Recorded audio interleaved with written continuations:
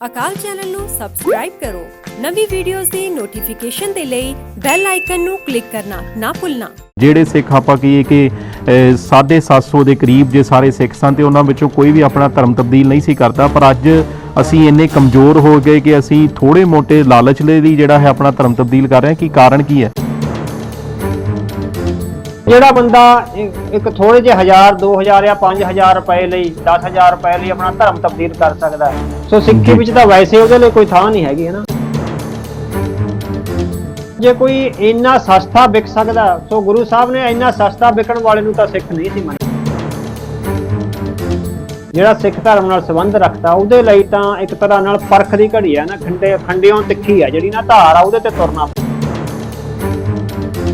ਜਦੋਂ ਈਸਾਈ ਧਰਮ ਵਿੱਚ ਜਾ ਕੇ ਉਹਨੂੰ ਕੋਈ ਲਾਲਚ ਦਊਗਾ, ਫਿਰ ਉਹ ਹਿੰਦੂ ਬਣ ਜੂਗਾ, ਉਹ ਤੋਂ ਬਾਅਦ ਉਹ ਮੁਸਲਮਾਨ ਬਣ ਜੂਗਾ। ਸੋ ਉਹਦੀ ਮੇਨ ਇੱਛਾ ਤਾਂ ਉਹ 4 ਪੈਸੇ ਕਮਾਉਣ ਦੀ ਹੈ। ਜਿਹੜੇ ਉਹਨਾਂ ਨੂੰ ਲਾਲਚ ਵਿੱਚ ਦਿੰਦੇ ਨੇ ਉਹ ਬੜੇ ਸ਼ੈਤਾਨ ਔਰ ਕਨਿੰਗ ਲੋਕ ਨੇ। ਜਦੋਂ ਬੰਦਾ ਮਾਨਸਿਕ ਤੌਰ ਤੇ ਆਰਥਿਕ ਤੌਰ ਤੇ ਪਰੇਸ਼ਾਨ ਹੋਇਆ ਹੁੰਦਾ, ਉਹ ਕਈ ਥਾਵਾਂ ਤੇ ਜਾ ਕੇ ਟੱਕਰਾਂ ਮਾਰਦਾ, ਸੋ ਉਹਨਾਂ ਦੀ ਮਾਨਸਿਕ ਸਥਿਤੀ ਦਾ ਉਹ ਨਜਾਇਜ਼ ਫਾਇਦਾ ਉਠਾ।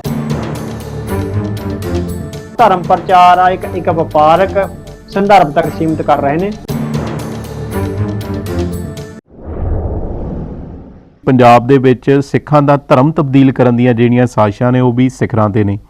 ਪਿਛਲੇ ਆਪਾਂ ਕਹੀਏ ਕਿ ਕੁਝ ਮਹੀਨਿਆਂ ਤੋਂ ਕਹਿ ਲਈਏ ਜਾਂ ਕੁਝ ਸਾਲਾਂ ਤੋਂ ਕਹਿ ਲਈਏ ਕਿ ਜਿਹੜਾ ਈਸਾਈ ਧਰਮ ਦੇ ਵਿੱਚ ਬਹੁਤ ਸਾਰੇ ਸਿੱਖ ਉਹਨਾਂ ਦਾ ਧਰਮ ਪਰਿਵਰਤਨ ਕਰਾਇਆ ਜਾ ਰਿਹਾ ਹੈ।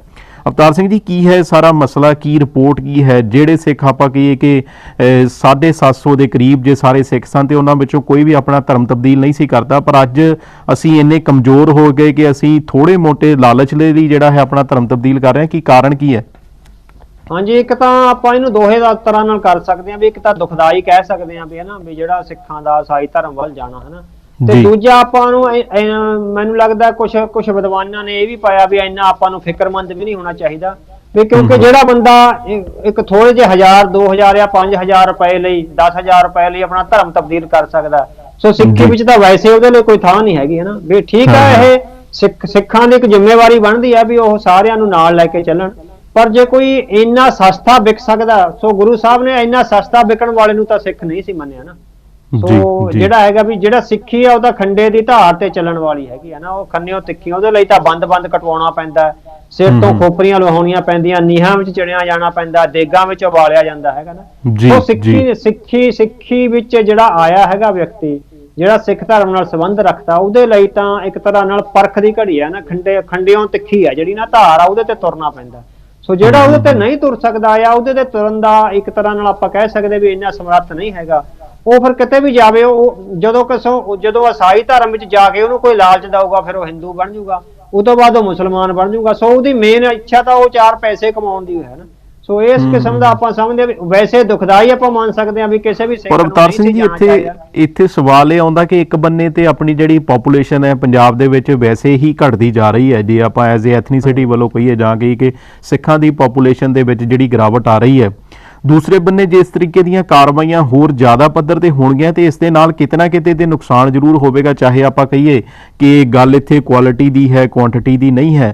ਪਰ ਇਸ ਪਾਸੇ ਵੀ ਜਿਹੜਾ ਹੈ ਵਿਚਾਰ ਕਰਨ ਦੀ ਲੋੜ ਹੈ ਕਿ ਉਹਨਾਂ ਨੂੰ ਆਪਣਾ ਸਿਧਾਂਤ ਦ੍ਰਿੜ ਨਹੀਂ ਕਰਾਇਆ ਗਿਆ, ਉਹਨਾਂ ਨੂੰ ਦੱਸਿਆ ਹੀ ਨਹੀਂ ਗਿਆ। ਉਹ ਸਿਰਫ ਸਿੱਖ ਘਰਾਂ ਦੇ ਵਿੱਚ ਜੰਮੇ ਨੇ, ਪਰ ਉਹਨਾਂ ਨੂੰ ਇਹ ਨਹੀਂ ਪਤਾ ਕਿ ਸਾਡਾ ਇਤਿਹਾਸ ਕੀ ਹੈ, ਸਾਡਾ ਵਿਰਸਾ ਕੀ ਹੈ, ਸਾਡਾ ਸੱਭਿਆਚਾਰ ਕੀ ਹੈ, ਤੇ ਜਿਹੜਾ ਉਹਨਾਂ ਦੇ ਲਈ ਆਪਾਂ ਕਹੀਏ ਕਿ ਏਡੇ ਵੱਡੇ ਦਰਖਤ ਦੇ ਨਾਲੋਂ ਜਿਹੜਾ ਹੈ ਟੁੱਟਣਾ ਸੌਖਾ ਹੋ ਜਾਂਦਾ ਹੈ। ਹਾਂਜੀ, ਬਿਲਕੁਲ ਇਹ ਤਾਂ ਹੈਗਾ ਵੀ ਸਾਡੀਆਂ ਧਾਰਮਿਕ ਸੰਸਥਾਵਾਂ ਜਿਨ੍ਹਾਂ ਦੀ ਇਹ ਨੈਤਿਕ ਜ਼ਿੰਮੇਵਾਰੀ ਬਣਦੀ ਸੀ, ਉਹਨਾਂ ਵਿੱਚ ਆਪ ਅਸੀਂ ਦੇਖ ਲਏ ਆ ਵੀ ਆਪਸ ਉਹ ਇੱਕ ਦੂਜੇ ਨਾਲ ਸੋਸ਼ਲ ਮੀਡੀਆ ਤੇ ਲੜਨ ਵਿੱਚ ਰੁੱਝੀਆਂ ਹੋਈਆਂ, ਜਿਨ੍ਹਾਂ ਦਾ ਕਾਰਜ ਇਹ ਧਰਮ ਦਾ ਪ੍ਰਚਾਰ ਕਰਨਾ ਸੀ। ਸੋ ਉਸ ਬੈਲਟ ਵਿੱਚ ਜਿਹੜੀ ਬਾਰਡਰ ਏਰੀਆ ਵਾਲੀ ਬੈਲਟ ਆ, ਹਾਲਾਂਕਿ ਵੱਡੀਆਂ ਸੰਸਥਾਵਾਂ ਦੇ ਜਿਹੜੇ ਮੁੱਖ ਦਫ਼ਤਰ ਨੇ ਉਹ ਬਾਰਡਰ ਏਰੀਆ ਵਿੱਚ ਹੀ ਨੇ, ਹਨਾ, ਜਿਹੜੀਆਂ ਵੱਡੀਆਂ ਸਿੱਖ ਸੰਸਥਾਵਾਂ ਨੇ, ਹਨਾ। ਸੋ ਇਹਦੇ ਬਾਵਜੂਦ ਵੀ ਜੇ ਉੱਥੇ ਕਨਵਰਸ਼ਨ ਹੁੰਦੀ ਆ ਤਾਂ ਅਸੀਂ ਸਮਝਦੇ ਹਾਂ ਵੀ ਸਿੱਖ ਪੰਥ ਲਈ ਦੁਖਦਾਈ ਆ। ਇਹਦਾ ਮਤਲਬ ਇੰਨੇ ਜ਼ਿਆਦਾ ਡੇਰੇ ਔਰ ਇੰਨੇ ਜ਼ਿਆਦੀਆਂ ਧਾਰਮਿਕ ਸੰਸਥਾਵਾਂ ਹੋਣ ਦੇ ਬਾਵਜੂਦ ਵੀ ਉਹ ਸਿੱਖੀ ਦੀਆਂ ਜੜ੍ਹਾਂ ਲਾਉਣ ਵਿੱਚ ਕਾਮਯਾਬ ਨਹੀਂ ਹੋ ਸਕਦੇ। ਉਹਨਾਂ ਵਿੱਚ ਆਪ ਨੈਤਿਕ ਤੌਰ ਤੇ ਇਸ ਤਰ੍ਹਾਂ ਦਾ ਨਿਘਾਰ ਹੈਗਾ ਵੀ ਉਹ ਬੇਸ਼ੱਕ ਜਿਹੜਾ ਧਰਮ ਪ੍ਰਚਾਰ ਆ ਇੱਕ ਵਪਾਰਕ ਸੰਦਰਭ ਤੱਕ ਸੀਮਿਤ ਕਰ ਰਹੇ ਨੇ, ਜਿਹਦੇ ਕਰਕੇ ਸਾਨੂੰ ਅੱਜ ਇਸ ਤਰ੍ਹਾਂ ਦੇ ਦੁਖਦਾਈ ਦਿਨ ਆ ਜਿਹੜੇ ਦੇਖਣੇ ਪੈ ਰਹੇ। ਤੁਹਾਡੀ ਗੱਲ ਬਿਲਕੁਲ ਠੀਕ ਆ ਵੀ ਅਸੀਂ ਤਾਂ ਆਬਾਦੀ ਪੱਖੋਂ ਵੈਸੇ ਘਟ ਰਹੇ ਹੈਗੇ ਆ, ਈਵਨ ਪੰਜਾਬ ਵਿੱਚ ਵੀ ਘਟ ਰਹੇ ਹੈਗੇ ਆ। ਸੋ ਜਦੋਂ ਇਸ ਤਰ੍ਹਾਂ ਕਨਵਰਸ਼ਨਸ ਹੋਣਗੀਆਂ, ਲਗਾਤਾਰ ਜਾਣਗੇ, ਉਹਨਾਂ ਦਾ ਦੁਖਦਾਈ ਹੈਗਾ ਵੀ ਉਹਨਾਂ ਨੂੰ ਸਿੱਖ ਧਰਮ ਬਾਰੇ ਉਸ ਤਰ੍ਹਾਂ ਰੂਹਾਨੀਅਤ ਭਰਪੂਰ ਜਾਣਕਾਰੀ ਨਹੀਂ ਹੈ ਜਿਹੜੀ ਹੋਣੀ ਚਾਹੀਦੀ ਹੈ। ਉਹ ਗਰੀਬ ਘਰਾਂ ਚੋਂ ਲਤਾੜੇ ਹੋਏ ਮਜ਼ਦੂਰ ਵਰਗ ਦੇ ਲੋਕ ਨੇ, ਛੋਟੇ ਛੋਟੇ ਲਾਲਚਾਂ ਪਿੱਛੇ ਜਿਹੜੇ ਉਹਨਾਂ ਨੂੰ ਲਾਲਚ ਵਿੱਚ ਦਿੰਦੇ ਨੇ, ਉਹ ਬੜੇ ਸ਼ੈਤਾਨ ਔਰ ਕਨਿੰਗ ਲੋਕ ਨੇ, ਹਨਾ, ਬੜੇ ਚਲਾਕ ਨੇ, ਉਹ ਬੜੇ ਸਬਜ਼ਬਾਜ਼ ਦਿਖਾਉਂਦੇ ਆ। ਸੋ ਜਦੋਂ ਬੰਦਾ ਮਾਨਸਿਕ ਤੌਰ ਤੇ ਆਰਥਿਕ ਤੌਰ ਤੇ ਪਰੇਸ਼ਾਨ ਹੋਇਆ ਹੁੰਦਾ, ਉਹ ਕਈ ਥਾਵਾਂ ਤੇ ਜਾ ਕੇ ਟੱਕਰਾਂ ਮਾਰਦਾ। ਸੋ ਉਹਨਾਂ ਦੀ ਮਾਨਸਿਕ ਸਥਿਤੀ ਦਾ ਉਹ ਨਜਾਇਜ਼ ਫਾਇਦਾ ਉਠਾ ਰਹੇ ਨੇ। ਜੀ ਬਿਲਕੁਲ, ਔਰ ਬਿਲਕੁਲ ਜੀ ਦਰਸ਼ਕਾਂ ਨੂੰ ਵੀ ਅਸੀਂ ਦੱਸ ਚੱਲੇ ਕਿ ਅਸੀਂ ਇੱਥੇ ਕਿਸੇ ਧਰਮ ਦੇ ਖਿਲਾਫ ਨਹੀਂ ਹੈਗੇ, ਕਿਉਂਕਿ ਪੰਜਾਬ ਦੇ ਵਿੱਚ ਜਿਹੜੀ ਭਾਈਚਾਰਕ ਸਾਂਝ ਹੈ ਉਹ ਤੇ ਉਹਨਾਂ ਸਮਿਆਂ ਦੇ ਵਿੱਚ ਵੀ ਰਹੀ ਕਿ ਜਦੋਂ ਆਪਾਂ ਕਹੀ ਕਿ ਪੱਤਾ ਸਿੰਘਾਂ ਦਾ ਵੈਰੀ ਸੀ, ਉਹਨਾਂ ਸਮਿਆਂ ਦੇ ਵਿੱਚ ਵੀ ਉਹ ਭਾਈਚਾਰਕ ਸਾਂਝ ਜਿਹੜੀ ਹੈ ਉਹ ਕਾਇਮ ਰਹੀ ਹੈਗੀ ਹੈ। ਪਰ ਇੱਥੇ ਗੱਲ ਇਹ ਆ ਜਾਂਦੀ ਹੈ ਕਿ ਜਦੋਂ ਤੁਸੀਂ ਕਿਸੇ ਨੂੰ ਵਰਗਲਾ ਕੇ ਜਦੋਂ ਤੁਸੀਂ ਕਿਸੇ ਦਾ ਧਰਮ ਪਰਿਵਰਤਨ ਕਰਦੇ ਹੋ ਤਾਂ ਕਿਤੇ ਨਾ ਕਿਤੇ ਜਿਹੜਾ ਹੈ ਤੁਸੀਂ ਆਪਣੇ ਆਪ ਹੀ ਸਵਾਲਾਂ ਦੇ ਘੇਰੇ ਦੇ ਵਿੱਚ ਤੁਸੀਂ ਆਪ ਹੀ ਆ ਜਾਂਦੇ ਹੋ। ਔਰ ਦੂਸਰੇ ਬੰਨੇ ਜਿਵੇਂ ਕਿ ਅਵਤਾਰ ਸਿੰਘ ਉਹਨਾਂ ਨੇ ਕਿਹਾ ਕਿ ਸਾਡੀਆਂ ਸਿੱਖ ਸੰਸਥਾਵਾਂ ਨੂੰ ਅੱਗੇ ਆਉਣਾ ਪਏਗਾ, ਉਹਨਾਂ ਨੂੰ ਜੇ ਆਪਾਂ ਕਿ ਇਸ ਤਰੀਕੇ ਦਾ ਪ੍ਰਚਾਰ ਕਰਨਾ ਪਵੇਗਾ, ਧਰਮ ਪ੍ਰਚਾਰ ਕਮੇਟੀ ਨੂੰ ਜਿਹੜਾ ਹੈ ਦੁਬਾਰਾ ਐਕਟਿਵ ਹੋਣਾ ਪਵੇਗਾ, ਧਰਮ ਪ੍ਰਚਾਰ ਵਾਲੇ ਬੰਨੇ ਜਿਹੜਾ ਕੋਈ ਸਪੈਸ਼ਲ ਬਜਟ ਲਾਉਣਾ ਪਵੇਗਾ, ਉਸ ਬੰਨੇ ਸ਼੍ਰੋਮਣੀ ਕਮੇਟੀ ਨੂੰ ਵੀ ਧਿਆਨ ਦੇਣਾ ਪਵੇਗਾ, ਤਾਂ ਹੀ ਜਿਹੜਾ ਹੈ ਇਸ ਤਰੀਕੇ ਦੀਆਂ ਜਿਹੜੀਆਂ ਘਟਨਾਵਾਂ ਨੇ ਜਾਂ ਖਬਰਾਂ ਨੇ ਇਹਨਾਂ ਨੂੰ ਨੱਥ ਪਾਈ ਜਾ ਸਕਦੀ ਹੈ। ਤੇ ਹੁਣ ਦਰਸ਼ਕਾਂ ਨੂੰ ਦੱਸ ਚੱਲੀ ਕਿ ਵਿਕਾਸ ਦੁਬੇ ਐਨਕਾਊਂਟਰ ਮਾਮਲੇ ਦੇ ਵਿੱਚ ਜਿਹੜਾ ਹੈ ਸੁਪਰੀਮ ਕੋਰਟ ਵੱਲੋਂ ਯੂਪੀ ਸਰਕਾਰ ਨੂੰ ਝਾੜ ਪਾਈ ਗਈ ਹੈ, ਜਿਸ ਦੇ ਵਿੱਚ ਉਹਦਾ ਨੇ ਕਿਹਾ ਕਿ ਇੱਕ ਬੰਦੇ ਦੇ ਉੱਤੇ 60 ਤੋਂ ਉੱਪਰ ਮੁਕੱਦਮੇ ਹੋਣ ਤੇ ਫਿਰ ਵੀ ਉਹਨੂੰ ਜ਼ਮਾਨਤ ਕਿਸ ਤਰੀਕੇ ਨਾਲ ਮਿਲੀ, ਇਹਦੇ ਬਾਰੇ ਜਿਹੜਾ ਹੈ ਸਰਕਾਰ ਨੂੰ ਦੱਸਣਾ ਚਾਹੀਦਾ ਹੈ। ਅਵਤਾਰ ਸਿੰਘ ਜੀ, ਕੀ ਕਹੋਗੇ ਤੁਸੀਂ ਇਸ ਦੇ ਬਾਰੇ, ਕਿਸ ਤਰੀਕੇ ਨਾਲ ਜਿਹੜੀਆਂ ਯੂਪੀ ਸਰਕਾਰ ਦੀਆਂ ਕਾਰਵਾਈਆਂ ਚੱਲ ਰਹੀਆਂ ਨੇ? ਹਾਂਜੀ, ਦੇਖੋ ਸੁਪਰੀਮ ਕੋਰਟ ਦੇ ਇਸ ਟਿੱਪਣੀ ਦਾ ਅਸੀਂ ਸਵਾਗਤ ਕਰਦੇ ਹਾਂ ਪਹਿਲੇ ਪੱਖੋਂ ਤਾਂ ਨਾ, ਵੀ ਉਹਨਾਂ ਨੇ ਇੱਕ 65 ਮੁਕੱਦਮੇ ਜਿਹੜੇ ਬੰਦੇ ਤੇ ਹੋਣ ਤੇ ਉਹ ਜ਼ਮਾਨਤਾਂ ਤੇ 65 ਮੁਕੱਦਮਿਆਂ 'ਚ ਹੀ ਜ਼ਮਾਨਤਾਂ ਲੈ ਕੇ ਬਾਹਰ ਫਿਰਦਾ ਹੋਵੇ, ਸੋ ਕਿਸੇ ਕਾਨੂੰਨ ਵਿੱਚ ਨਹੀਂ ਲਿਖਿਆ ਹੋਇਆ। ਪਰ ਦੂਜੇ ਪਾਸੇ ਅਸੀਂ ਸਮਝਦੇ ਹਾਂ ਵੀ ਉਹਨਾਂ ਨੇ ਕਿਹਾ ਵੀ ਸਾਰਾ ਸਿਸਟਮ ਹੀ ਖਤਮ ਹੋ ਚੁੱਕਿਆ। ਸੁਪਰੀਮ ਕੋਰਟ ਦੀ ਇਹ ਟਿੱਪਣੀ ਹੈਗੀ ਆ ਵੀ ਉੱਤਰ ਪ੍ਰਦੇਸ਼ ਵਿੱਚ ਸਾਰਾ ਸਿਸਟਮ ਹੀ ਖਤਮ ਹੋ ਚੁੱਕਿਆ, ਤੇ ਇਹਦੇ ਵਿੱਚ ਅਸੀਂ ਸਮਝਦੇ ਹਾਂ ਵੀ ਸੁਪਰੀਮ ਕੋਰਟ ਸਿਰਫ ਟਿੱਪਣੀਆਂ ਕਰਕੇ ਸੁਰਖਰੂ ਨਹੀਂ ਹੋ ਸਕਦੀ। ਸੁਪਰੀਮ ਕੋਰਟ ਦੀਆਂ ਆਪਣੀਆਂ ਵੀ ਜ਼ਿੰਮੇਵਾਰੀਆਂ ਨੇ। ਜਦੋਂ ਸੁਪਰੀਮ ਕੋਰਟ ਦੇ ਨੱਕ ਥੱਲੇ ਇੰਨਾ ਕੁਝ ਹੋ ਰਿਹਾ ਹੈਗਾ ਔਰ ਕੋਈ ਵੀ ਸੂਓ ਮੋਟੋ ਨੋਟਿਸ ਨਹੀਂ ਲਿਆ ਜਾਂਦਾ।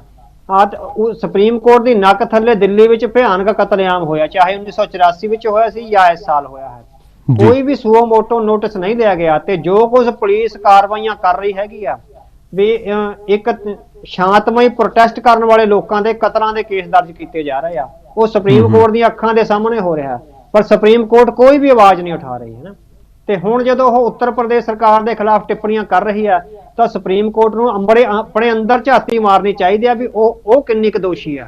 ਜਦੋਂ ਦੇਸ਼ ਵਿੱਚ ਕਾਨੂੰਨ ਦੇ ਹਾਲਾਤ ਵਿਗੜਦੇ ਹੈਗੇ ਆ, ਸਿਰਫ ਸਰਕਾਰ ਦਾ ਹੱਕ ਹੀ ਸੁਣਿਆ ਜਾਂਦਾ ਹੈ, ਹਿਊਮਨ ਰਾਈਟਸ ਦੀ ਵਾਇਲੇਸ਼ਨ ਹੁੰਦੀ ਆ, ਨੌਜਵਾਨਾਂ ਤੇ ਪਰਚੇ, ਝੂਠੇ ਪਰਚੇ ਦਰਜ ਕੀਤੇ ਜਾਂਦੇ ਆ।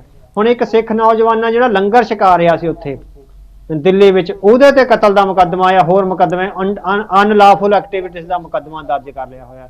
ਇੱਕ ਸਿੱਖ ਵਕੀਲ ਹੈ, ਉਹ ਲੰਗਰ ਛਕਾ ਰਿਹਾ ਸੀ, ਤੁਹਾਨੂੰ ਪਤਾ ਉਹ ਕਿਸੇ ਵੱਖਰੀ ਪਾਰਟੀ ਨਾਲ ਸੰਬੰਧ ਰੱਖਦਾ ਹੈ, ਪਰ ਸਿਰਫ ਉਹ ਲੰਗਰ ਛਕਾ ਰਿਹਾ ਸੀ, ਚਾਹੇ ਕਿਸੇ ਤਰ੍ਹਾਂ ਦਾ ਵੀ ਲੰਗਰ ਛਕਾ ਰਿਹਾ ਸੀ, ਉਹਦੇ ਤੇ ਕਤਲ ਕੇਸ ਦਾ ਮੁਕੱਦਮਾ ਦਰਜ ਕਰ ਲਿਆ। ਸੋ ਕਿਤੇ ਵੀ ਅਦਾਲਤਾਂ ਬੋਲਦੀਆਂ ਹੀ ਨਹੀਂ, ਜੋ ਕੁਝ ਪੁਲਿਸ ਕਰਦੀ ਆ ਉਹੀ ਕੁਝ ਸੁਣ ਕੇ ਤੇ ਉਹਦੇ ਆਧਾਰ ਤੇ ਹੀ ਜਿਹੜੇ ਫੈਸਲੇ ਸੁਣਾ ਦਿੱਤੇ ਜਾਂਦੇ ਆ। ਸੋ ਅਸੀਂ ਸਮਝਦੇ ਹਾਂ ਅੱਜ ਜਿਹੜੀ ਸੁਪਰੀਮ ਕੋਰਟ ਨੇ ਆਵਾਜ਼ ਚੁੱਕੀ ਆ ਵੀ 65 ਮੁਕੱਦਮਿਆਂ ਵਾਲੇ ਬੰਦੇ ਦੀ ਜ਼ਮਾਨਤ ਕਿੱਦਾਂ ਹੋਈ। ਜ਼ਮਾਨਤਾਂ ਅਕਸਰ ਅਦਾਲਤਾਂ ਨੇ ਹੀ ਦਿੱਤੀਆਂ, ਸਰਕਾਰ ਨੇ ਤਾਂ ਨਹੀਂ ਦਿੱਤੀਆਂ। ਬਿਲਕੁਲ ਬਿਲਕੁਲ। ਜਦੋਂ 65 ਮੁਕੱਦਮਿਆਂ ਦੀ ਜਿਹੜੀ ਜ਼ਮਾਨਤ ਆ ਉਹ ਕਿਸੇ ਅਦਾਲਤ ਨੇ ਨਹੀਂ ਦਿੱਤੀ ਹੈਗੀਆਂ। ਜਦੋਂ ਅਦਾਲਤਾਂ ਸੁਪਰੀਮ ਕੋਰਟ ਹੀ ਰਾਜਨੀਤਿਕ ਲੋਕਾਂ ਦਾ ਪਾਣੀ ਭਰਨ ਲੱਗ ਜਵੇ ਤੇ ਉਹਦੇ ਜੱਜਾਂ ਦੀ ਇਹ ਨਿਗਾਹ ਹੋਵੇ ਵੀ ਮੈਂ ਰਾਜ ਸਭਾ ਦਾ ਮੈਂਬਰ ਬਣ ਕੇ ਦਿੱਲੀ ਵਿੱਚ ਇੱਕ ਘਰ ਲੈਣਾ ਹੈਗਾ, ਵੀ ਇੱਥੋਂ ਤੱਕ ਸੁਪਰੀਮ ਕੋਰਟ ਦੇ ਜੱਜਾਂ ਦੀ ਨੀਤ ਜਿਹੜੀ ਬਦਨੀਤ ਹੋਈ ਹੋਵੇ, ਉਸ ਮੁਲਕ ਵਿੱਚ ਫਿਰ ਕਾਨੂੰਨ ਦਾ ਰਾਜ ਕਿੱਥੇ ਰਹਿ ਸਕਦਾ ਹੈ। ਇਹ ਇਸ ਲਈ ਸੁਪਰੀਮ ਕੋਰਟ ਨੂੰ ਟਿੱਪਣੀਆਂ ਅਸੀਂ ਸਵਾਗਤ ਕਰਦੇ ਹਾਂ, ਪਰ ਸੁਪਰੀਮ ਕੋਰਟ ਨੂੰ ਇਹ ਵੀ ਚਾਹੀਦਾ ਵੀ ਉਹ ਆਪਣੇ ਗਿਰੇਬਾਨ ਵਿੱਚ ਵੀ ਝਾਤੀ ਮਾਰੇ ਵੀ ਉਹਨੇ ਦੇਸ਼ ਵਿੱਚ ਕਾਨੂੰਨ ਦਾ ਜਿਹੜਾ ਰਾਜ ਆ ਉਹਨੂੰ ਪੱਕਾ ਕਰਨ ਵਿੱਚ ਆਪਣੀ ਭੂਮਿਕਾ ਕਿੰਨੀ ਕੁ ਨਿਭਾਈ ਆ, ਉਹ ਆਪ ਕਿੰਨੇ ਕੁ ਕਮਜ਼ੋਰ ਨੇ ਤੇ ਕਿੰਨੇ ਕੁ ਮਜ਼ਬੂਤ ਨੇ, ਇਸ ਗੱਲ ਦਾ ਵੀ ਧਿਆਨ ਰੱਖਿਆ ਜਾਣਾ ਚਾਹੀਦਾ। ਜਿਹੜੇ ਸਿੱਖ ਆਪਾਂ ਕਹੀਏ ਕਿ 750 ਦੇ ਕਰੀਬ ਜੇ ਸਾਰੇ ਸਿੱਖ ਸਨ ਤੇ ਉਹਨਾਂ ਵਿੱਚੋਂ ਕੋਈ ਵੀ ਆਪਣਾ ਧਰਮ ਤਬਦੀਲ ਨਹੀਂ ਸੀ ਕਰਦਾ, ਪਰ ਅੱਜ ਅਸੀਂ ਇੰਨੇ ਕਮਜ਼ੋਰ ਹੋ ਗਏ ਕਿ ਅਸੀਂ ਥੋੜੇ ਮੋਟੇ ਲਾਲਚ ਲਈ ਜਿਹੜਾ ਹੈ ਆਪਣਾ ਧਰਮ ਤਬਦੀਲ ਕਰ ਰਹੇ ਹਾਂ। ਕੀ ਕਾਰਨ ਕੀ ਹੈ? ਜਿਹੜਾ ਬੰਦਾ ਇੱਕ ਥੋੜੇ ਜਿਹੇ 1000 2000 ਜਾਂ 5000 ਰੁਪਏ ਲਈ 10000 ਰੁਪਏ ਲਈ ਆਪਣਾ ਧਰਮ ਤਬਦੀਲ ਕਰ ਸਕਦਾ ਹੈ, ਸੋ ਸਿੱਖੀ ਵਿੱਚ ਤਾਂ ਵੈਸੇ ਉਹਦੇ ਲਈ ਕੋਈ ਥਾਂ ਨਹੀਂ ਹੈਗੀ ਹੈ ਨਾ। ਜੇ ਕੋਈ ਇੰਨਾ ਸਸਤਾ ਵਿਕ ਸਕਦਾ, ਸੋ ਗੁਰੂ ਸਾਹਿਬ ਨੇ ਇੰਨਾ ਸਸਤਾ ਵਿਕਣ ਵਾਲੇ ਨੂੰ ਤਾਂ ਸਿੱਖ ਨਹੀਂ ਸੀ ਮੰਨਿਆ। ਜਿਹੜਾ ਸਿੱਖ ਧਰਮ ਨਾਲ ਸੰਬੰਧ ਰੱਖਦਾ ਉਹਦੇ ਲਈ ਤਾਂ ਇੱਕ ਤਰ੍ਹਾਂ ਨਾਲ ਪਰਖ ਦੀ ਘੜੀ ਹੈ ਨਾ, ਖੰਡਿਓਂ ਤਿੱਖੀ ਹੈ ਜਿਹੜੀ ਨਾ ਧਾਰ ਆ, ਉਹਦੇ ਤੇ ਤੁਰਨਾ। ਜਦੋਂ ਈਸਾਈ ਧਰਮ ਵਿੱਚ ਜਾ ਕੇ ਉਹਨੂੰ ਕੋਈ ਲਾਲਚ ਦਊਗਾ ਫਿਰ ਉਹ ਹਿੰਦੂ ਬਣ ਜੂਗਾ, ਉਹ ਤੋਂ ਬਾਅਦ ਉਹ ਮੁਸਲਮਾਨ ਬਣ ਜੂਗਾ। ਸੋ ਉਹਦੀ ਮੇਨ ਇੱਛਾ ਤਾਂ ਉਹ 4 ਪੈਸੇ ਕਮਾਉਣ ਦੀ। ਜਿਹੜੇ ਉਹਨਾਂ ਨੂੰ ਲਾਲਚ ਵਿੱਚ ਦਿੰਦੇ ਨੇ ਉਹ ਬੜੇ ਸ਼ੈਤਾਨ ਔਰ ਕਨਿੰਗ ਲੋਕ ਨੇ। ਜਦੋਂ ਬੰਦਾ ਮਾਨਸਿਕ ਤੌਰ ਤੇ ਆਰਥਿਕ ਤੌਰ ਤੇ ਪਰੇਸ਼ਾਨ ਹੋਇਆ ਹੁੰਦਾ, ਉਹ ਕਈ ਥਾਵਾਂ ਤੇ ਜਾ ਕੇ ਟੱਕਰਾਂ ਮਾਰਦਾ। ਸੋ ਉਹਨਾਂ ਦੀ ਮਾਨਸਿਕ ਸਥਿਤੀ ਦਾ ਉਹ ਨਜਾਇਜ਼ ਫਾਇਦਾ ਉਠਾ।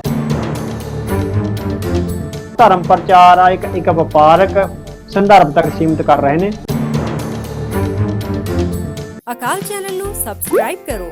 ਨਵੀਂ ਵੀਡੀਓਜ਼ ਦੀ ਨੋਟੀਫਿਕੇਸ਼ਨ ਦੇ ਲਈ ਬੈਲ ਆਈਕਨ ਨੂੰ ਕਲਿੱਕ ਕਰਨਾ ਨਾ ਭੁੱਲਣਾ।